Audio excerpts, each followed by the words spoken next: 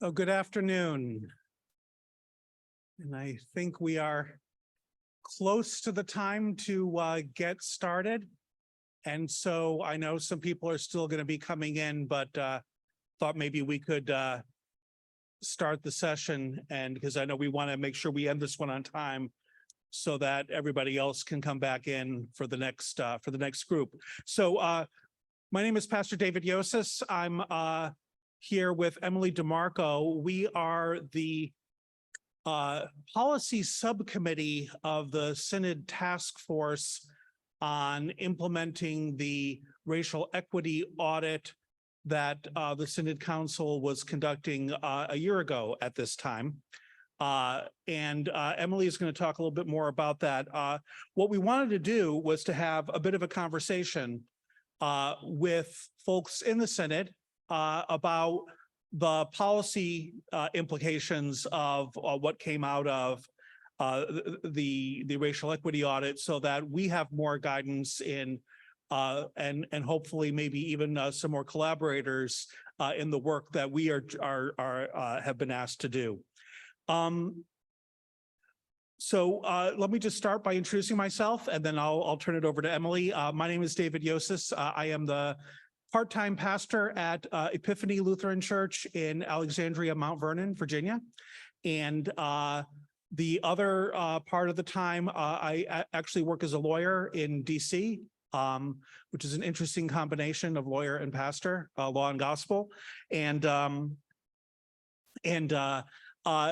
don't, the kind of law I practice has absolutely nothing to do with any of the issues that we're going to talk about today. That's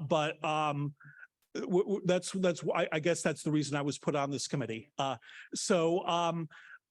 We have a number of things that came out of the racial equity audit, which Emily is going to summarize, and then I'm going to come back and offer a couple reflections on the mission that our committee was given, and then what we hope to do is to open the floor and to hear your comments, questions, concerns, ideas, and make this a real session where we can talk to and listen to one another about what our needs are and where we should be going as a Synod in the light of what has come out of the racial equity audit. So let me turn it over to Emily.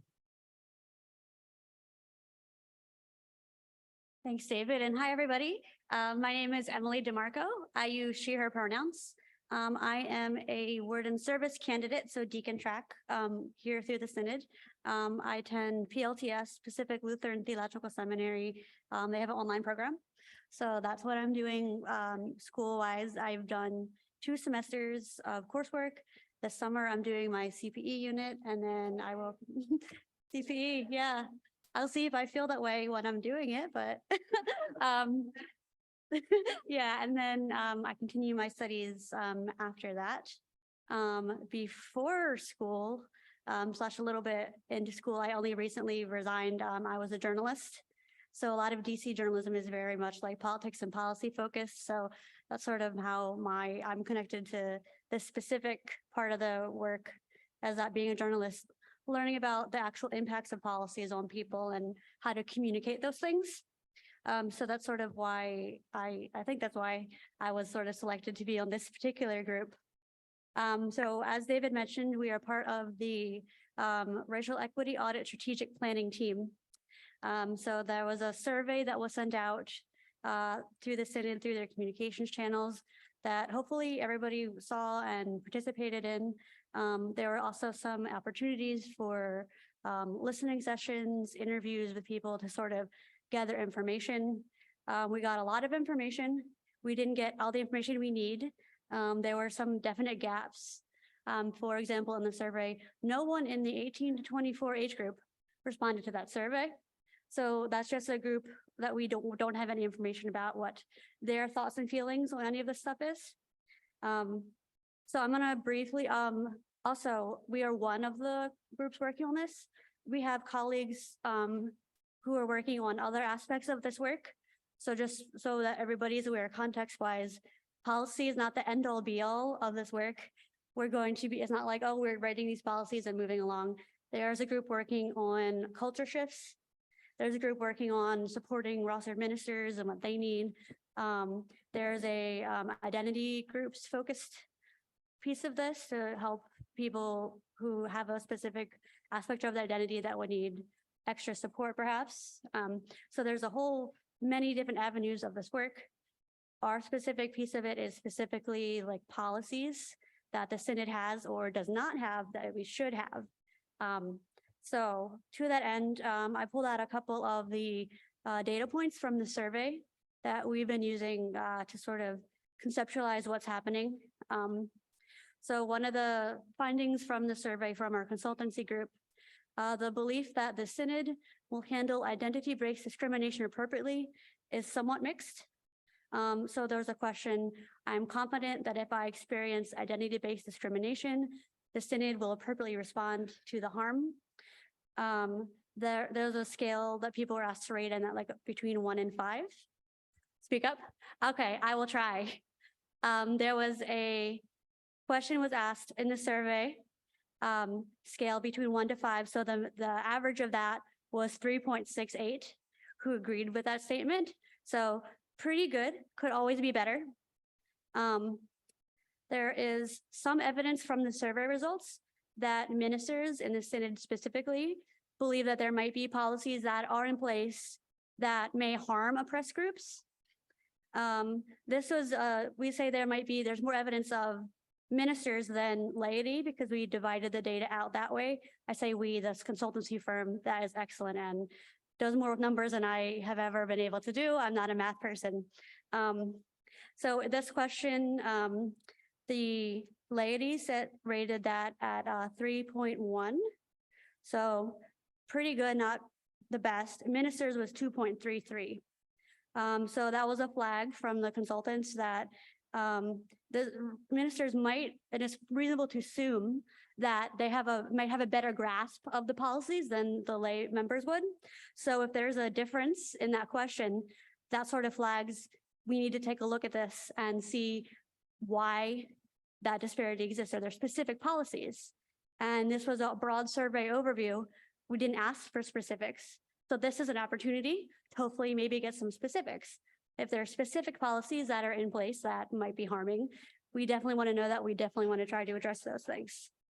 That also flags that we might need to do work increasing awareness among the laity of what the policies are, if there's that knowledge gap.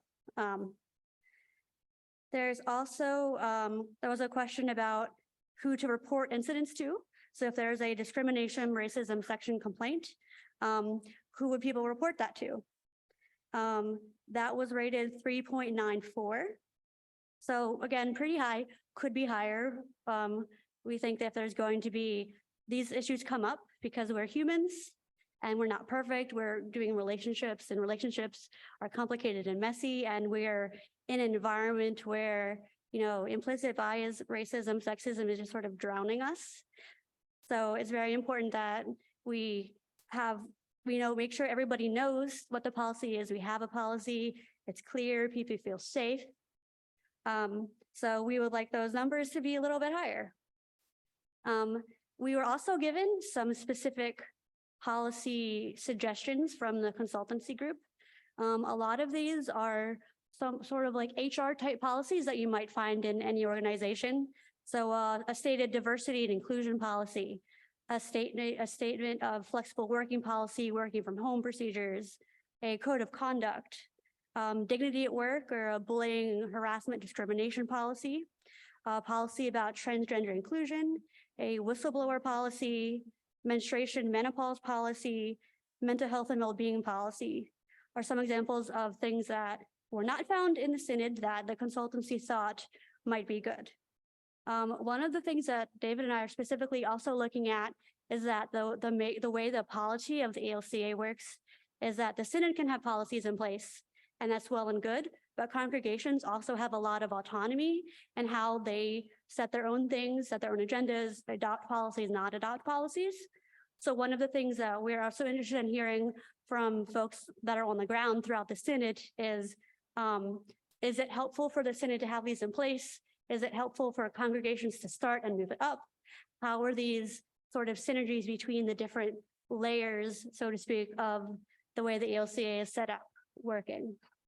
So that's sort of a broad framework that we've been working with. And David's going to come back and help us to further frame the conversation, maybe provide some examples, and then we'll open it up to see what wisdom is found in this group.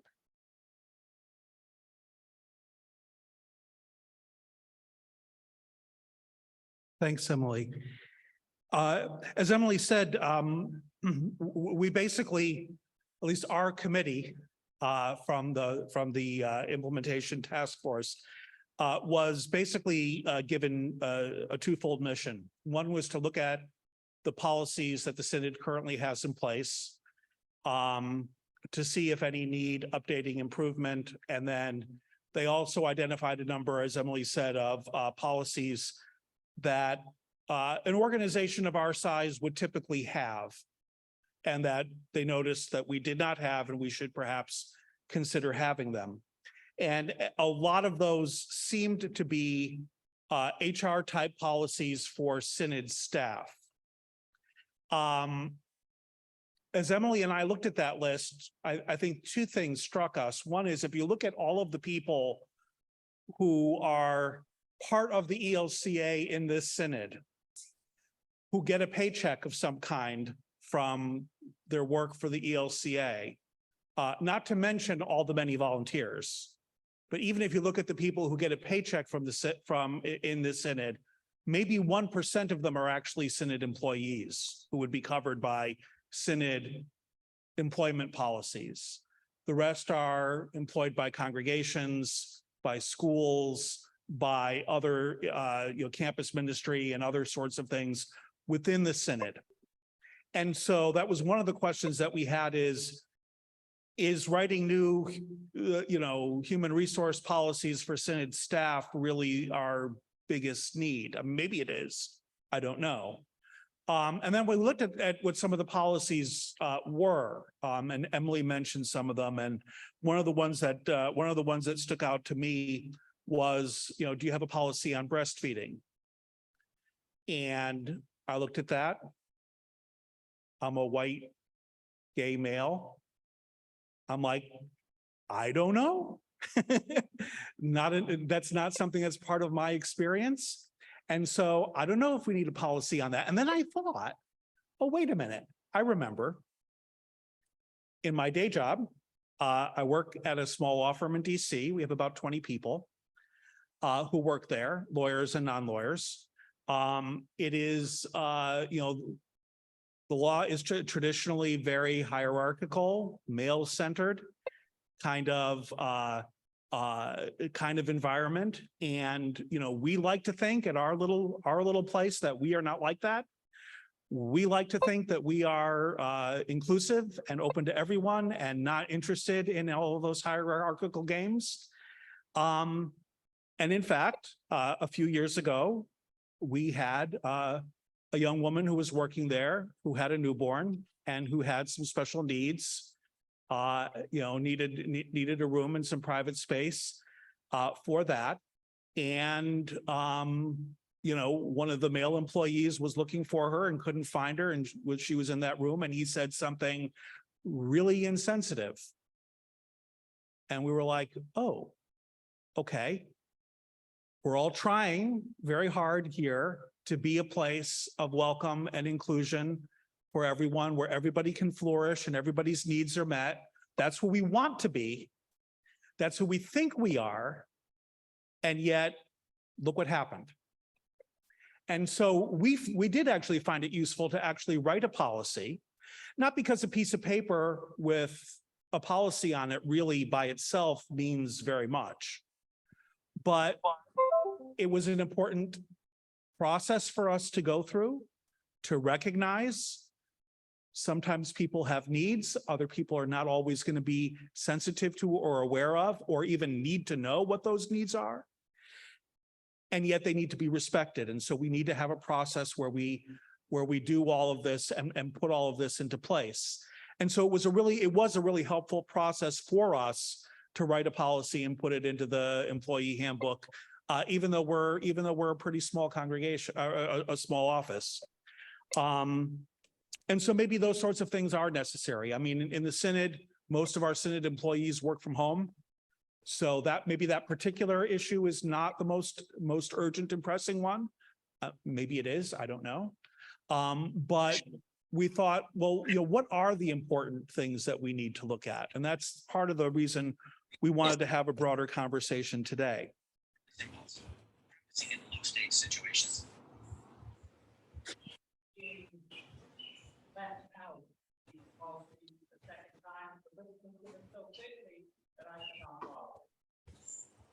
And I'm sorry, you're looking for?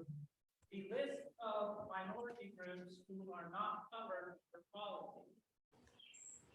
So, It was given, just before you started speaking, it was given quickly for me to follow. oh,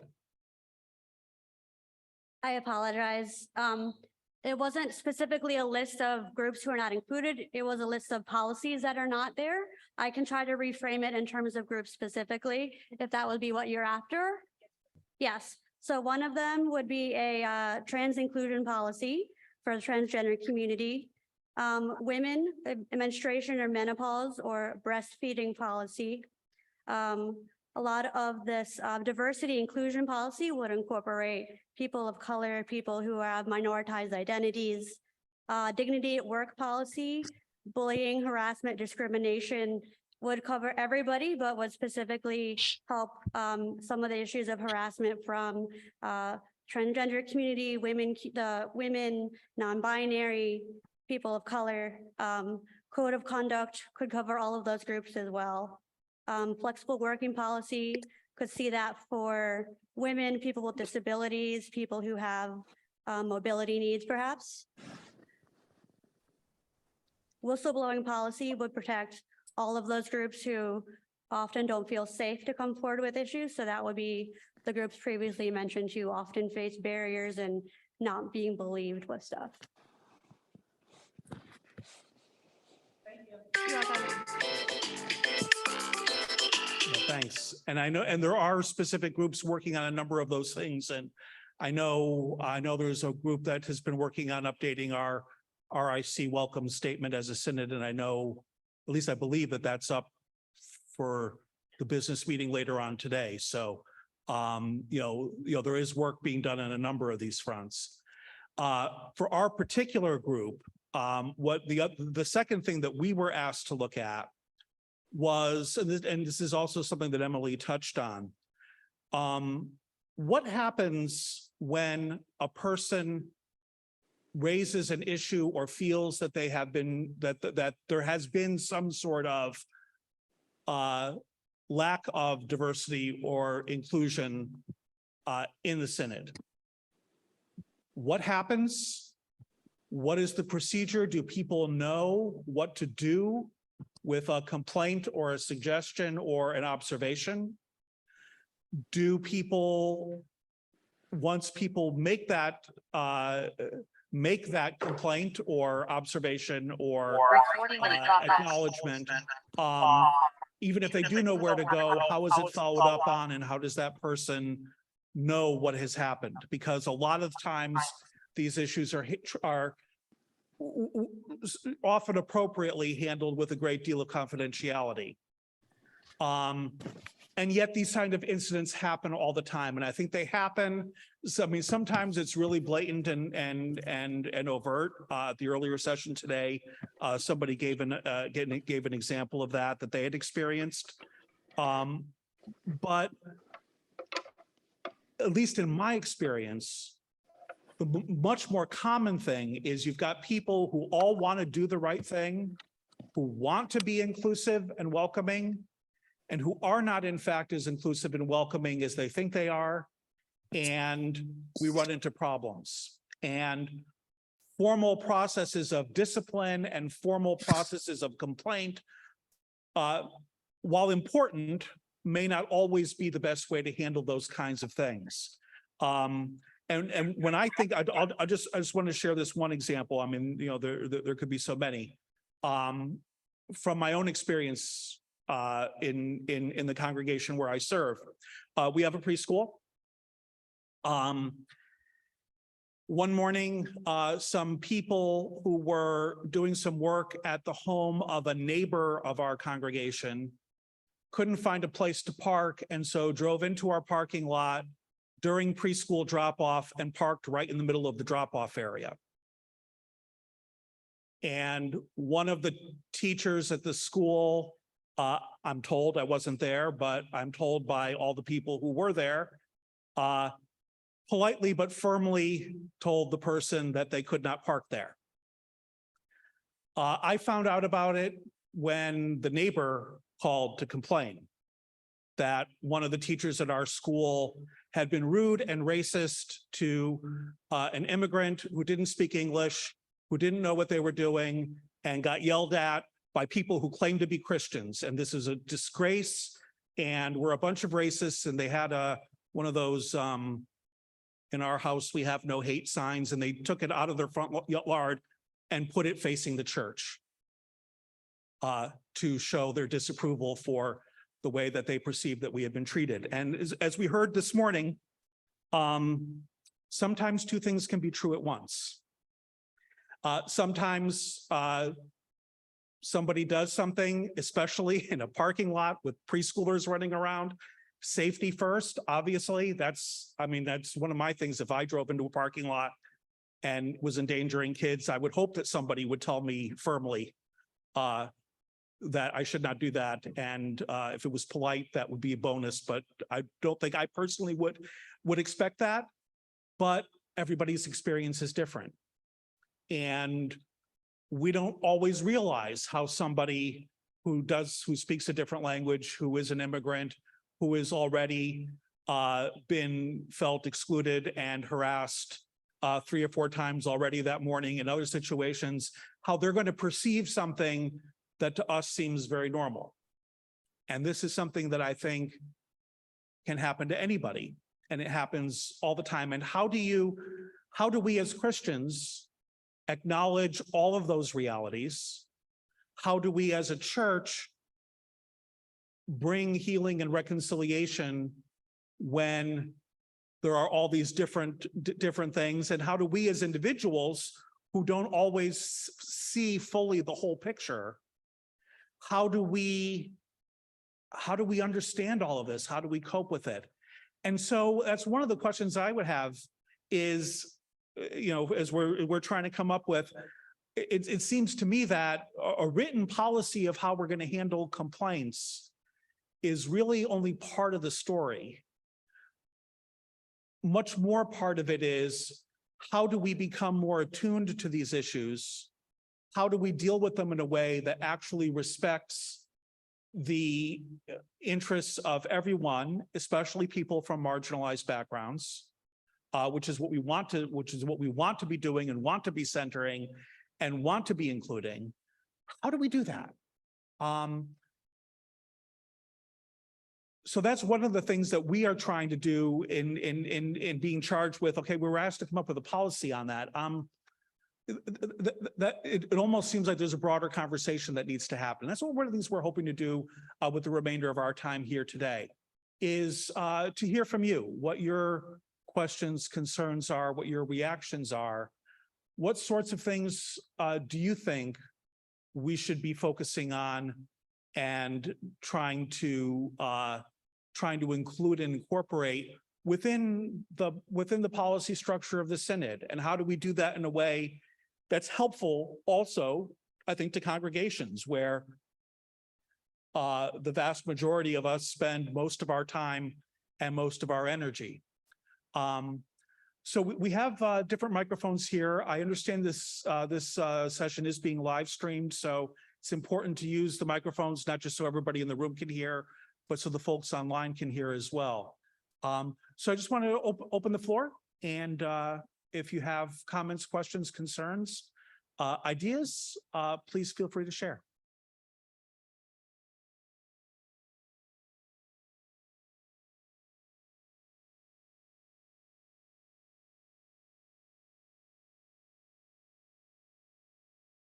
Hi, Robin Yee from Bethlehem Lutheran in Fairfax.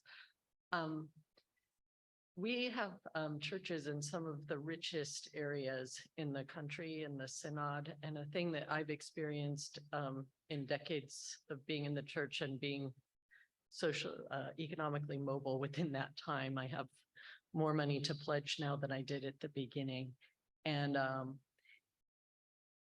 one of the groups that I didn't hear mentioned is lower socioeconomic people or people who are, and we are not as inclusive as we think we are there. And when we do sometimes things like outreach or support for lower income people, you hear a lot of we, they language and a lot of expectations, assumptions that the people in the congregation have money and are giving, and that people who are not are always outside and not part of those who can give. And I think it's something we should really think about and be aware of, because that's the opposite of what I think most of us are looking for in our spiritual journeys.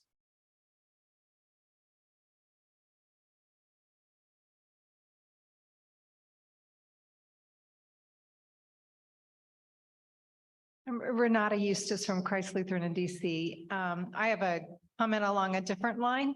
I know that your policies, but I'm wondering if guidelines could also be part of the terminology, because I think that's what a lot of people are looking for, and like, for an example would be if you want to hire a more inclusive staff. So what are some ideas about how you go about advertising for the position, or how you go about crafting a position that could be more inclusive? Like, not requirements so much as like helpful directions for people who want to go that way.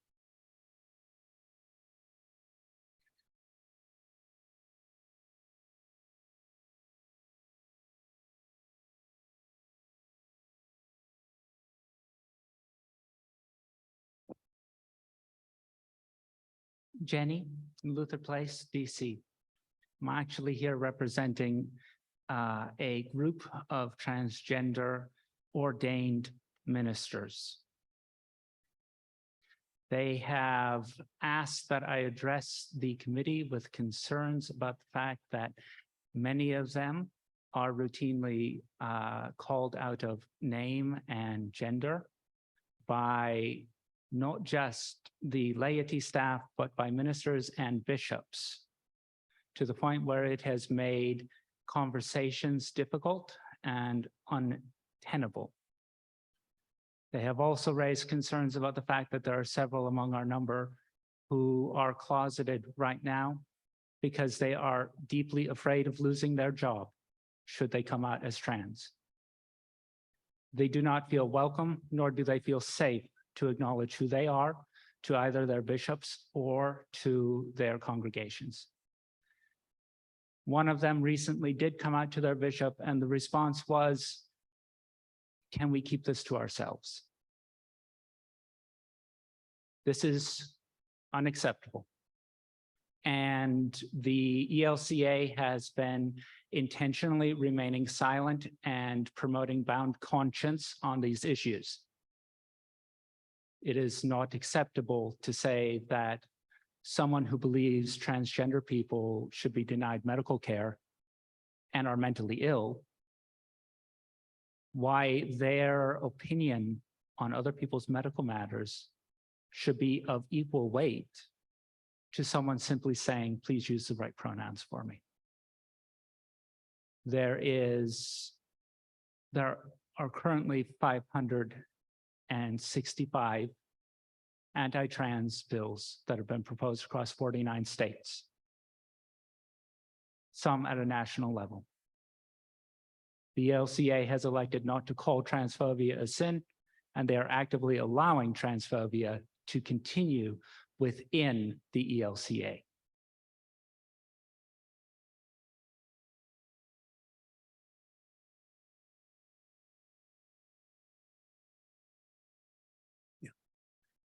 And thanks, Jenny. I think those are all really important concerns. And I agree with a lot of what you're saying. I know, and I think it's the experience of a lot of people that one of the things we do in the church is there are a lot of things that we often don't talk about. And I know myself, the county where I am in Virginia, the governor has targeted our school board for its pro-trans student policies. And I know I've been involved in some of the groups that have been working to support our school board on at least that issue. You know, there's not a lot of vocal support from churches of any denomination as part of that effort. I know I often feel kind of alone in doing that. So it is and a lot of the things that you're addressing are, I think, important church-wide concerns. And it's one of the questions is how do we as a church how do we handle all the different issues, and not to say that other issues are the same as the ones that you're raising, but each issue, I think, reveals a common pattern, which is we say that we want to be inclusive and welcoming, and then when it becomes difficult or controversial, it gets more, you know, all of a sudden, it becomes so much harder because people feel that they have something to lose. And so from our very narrow perspective in this, I think, well, I'll just speak for myself. The role that policy can play here is important in setting boundaries, in establishing what we believe. But the setting of policy has to be part of a broader conversation. And I'm really glad that there are other committees on our task force that are also part of that as well. So I definitely appreciate what you're saying and want to support what you're doing. And I guess that's one of the questions then is how do we as a synod incorporate that kind of not just welcoming and inclusion, but active support and active centering of marginalized identities. How do we do that? And how do we do that in an institutional way, not just as individuals? I think those are all big questions.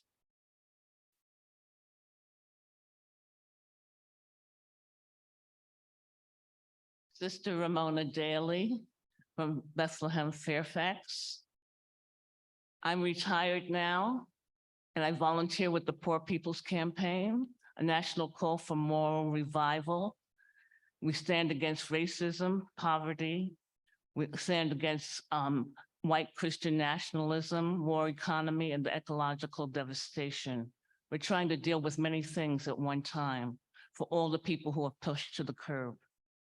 The way we deal with stuff is to organize.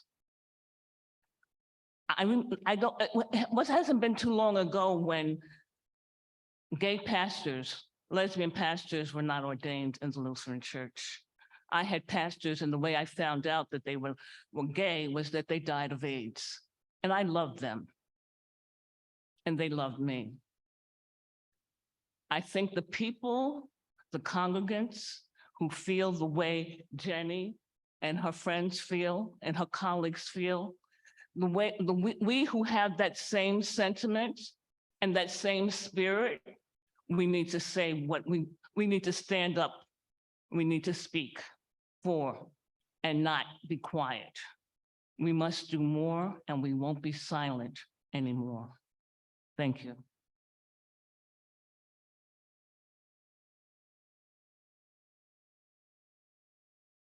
Thank you for that. From a policy perspective, it seems to me that sort of speaks to putting it in writing is stating it in a way. It's standing up and saying, this is a policy that we have, but we will and we will not tolerate. Could be a form of that if we formulate these policies in the best way possible. Continuing the conversation, anybody? Yes, there you go. Carrie Parsons, Christ the Servant, Montgomery Village. We were talking about how the Synod staff is such a small proportion of of the body. I wonder if there's a way that policies written, you have the people to write policies, that if policies written for the Synod staff could be adopted or used by congregations to set policies at a more local level. If there could, I don't know if there's an effort to make those policies sort of useful in the wider church too.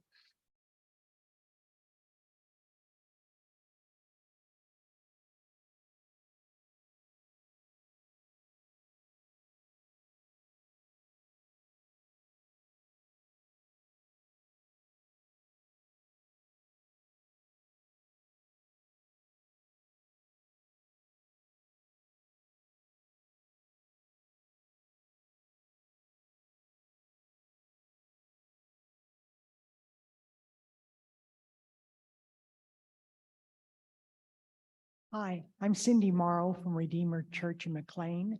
My question is, have any of you in your congregations done things that you felt were successful or maybe not successful that made you feel more inclusive, both racially and sexual orientation and poverty?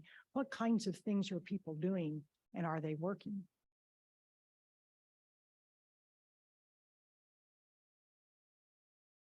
That's an excellent question.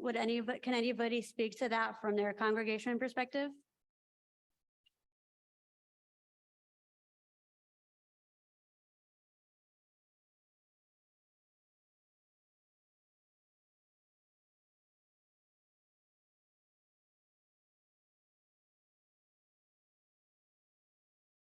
I'm Chris Bauer from here at Good Shepherd. One of the things we have done to answer your question is to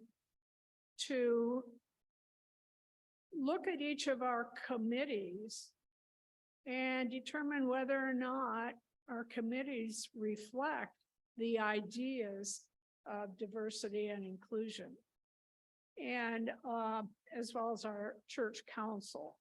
So one of the committees that I am on, the question was raised that it was all white men and one woman, which was myself.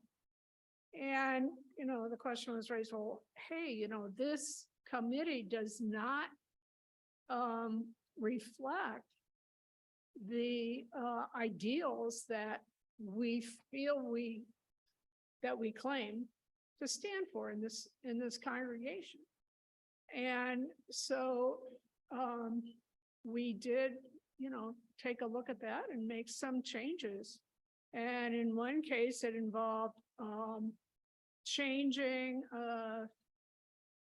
I guess, our bylaws to add more people to a committee so it could become more diverse, to include more people. So that same committee now has several women on it, and also people of color. So I think, there are ways that you can look at this at the smaller level and then expand that. I think you have to. Rather than, this sort of idea of a policy, what do we believe?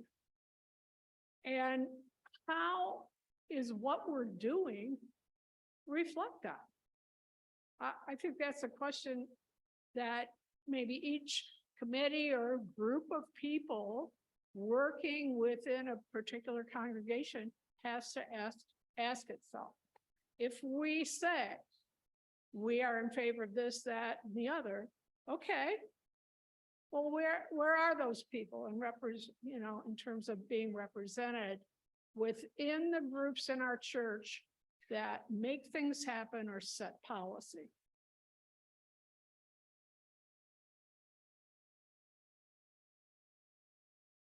There are several things being done at Luther Place in DC that other congregations could emulate.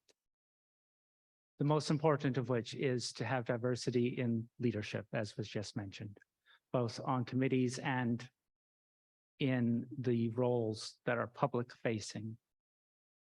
We have in our assisting ministers, people who are racial minorities, people who are gender and sexuality minorities. We have immigrants and we have native born. We have men and we have women and we have non-binary people. Additionally, we take the time to educate ourselves.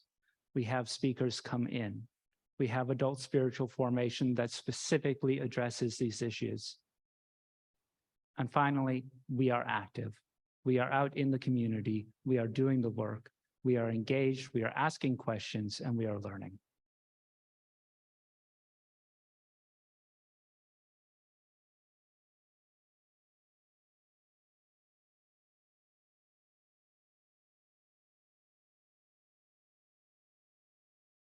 I think that the Sacred Ground program is also an excellent way to educate ourselves and congregations, especially about racial issues in our country and in the church.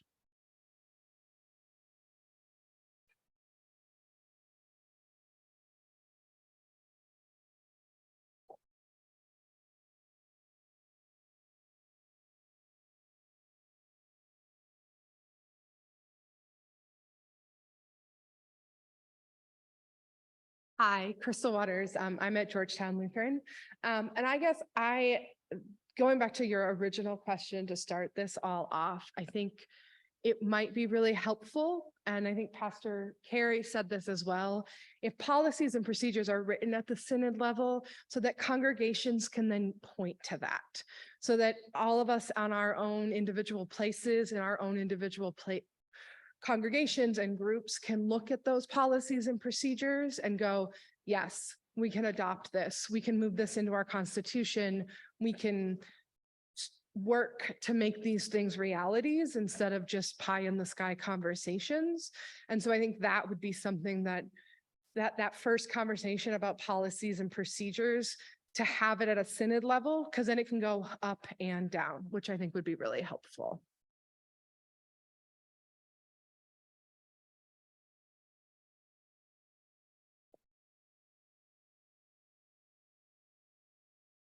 Okay, if there are not other comments, I know we have a couple minutes before everybody else needs to come back in here and get settled in for the next part of the session. So if there are no other comments, I just want to thank everybody for your participation. Please feel free to reach out to Emily or to myself if you have any other further ideas or suggestions or questions about where this is all going. And we hope that you'll continue to be a part of the process. We know there's another part of the committee on communications, and I know they'll be reaching out to everybody as well. So thanks very much. I appreciate all of your participation today, and thanks and God bless.